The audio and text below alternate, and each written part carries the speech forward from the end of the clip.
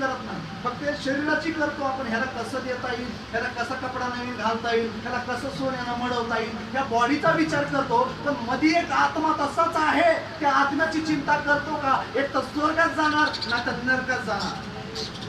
म्हणून मारता चिरडून प्रभूला म्हणत आहे, अरे तिला बी पाठवती, राणीसारखी बसली तिच्यापाशी. आणि मग निमंत्रण प्रभूला दिलं कशाला?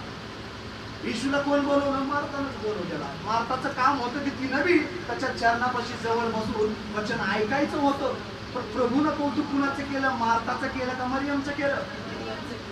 मरियमचं केलं. कारण मरियम प्रभूला वेळ देत होती. तसं आज आपल्याला व्यस्तपणा एवढा आहे, सकाळी उठलं की जी, त्याच्यानंतर स्वयंपाक, त्याच्यानंतर हे काम, चला बोलायचं, पुन्हा चला डी मार्टला, चला बिग बाजारला.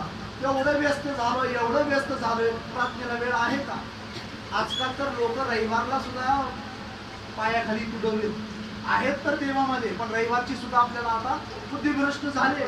तेच देवाचं वचन कोमट झालं. तुम्ही पहिलं पेटलेलं होतो. पहिलं रविवार म्हणलं तर 10ला तयार होते आपले कपडे. आता 1 वाजला तर आपले कपडे तीच आहे. आता बघूया, कोण बी वाजत आला तर आपल्याला रविवारची किंमत नाही, जाण नाही, आंघोळ झाली नाही माया. आता बघूया कुठं आपण पेटलोय. मग